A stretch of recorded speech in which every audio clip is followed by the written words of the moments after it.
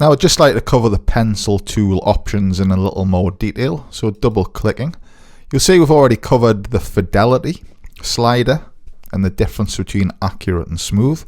The options beneath, the first one reads fill new pencil strokes, and I've checked that already. I'm going to click OK to demonstrate. Now without a fill selected, you'll see if I draw a circle, it doesn't give me a fill. The same result would come from unchecking this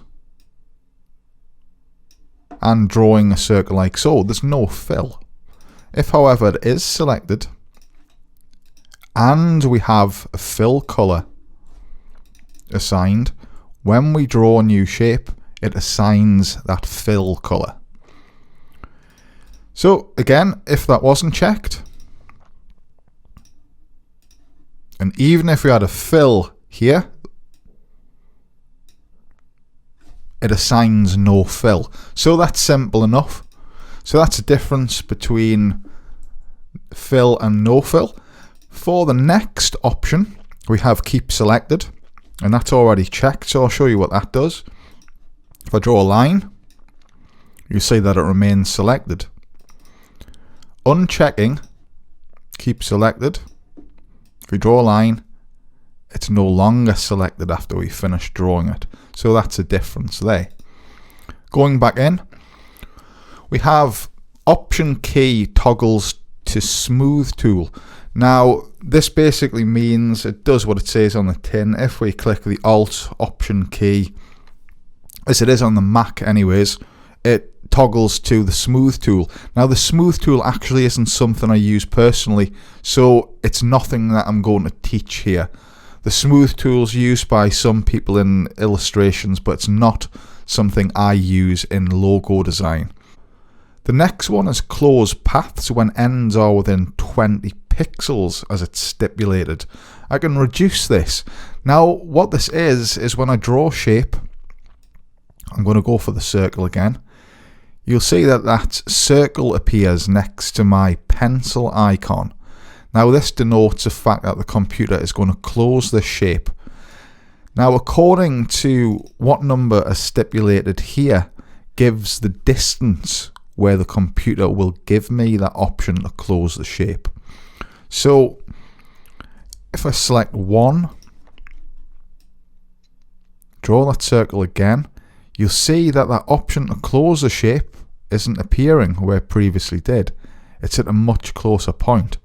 Now because I'm working on a retina screen, it's harder to acquire, but I have it there, and that's 1 pixel.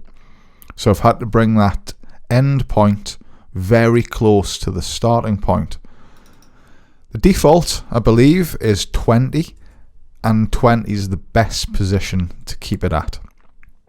So the next in the options is edit selected paths. Now this is checked. Now I'm going to show you how that works. With this line selected and the pencil tool selected, you'll see that when I hover over this point, the stroke appears next to the pencil icon. Now this means I can continue drawing a line from here. If however in the options this was deselected, edit selected paths, and click OK.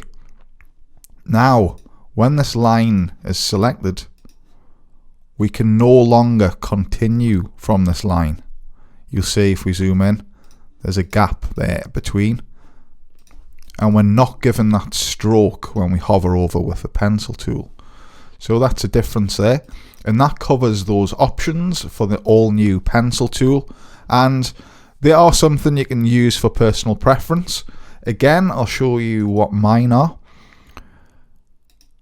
I have these, keep selected, and sometimes I have fill new pencil stroke selected. Other times I'll just make a shape and then select the colour, the fill from the swatches.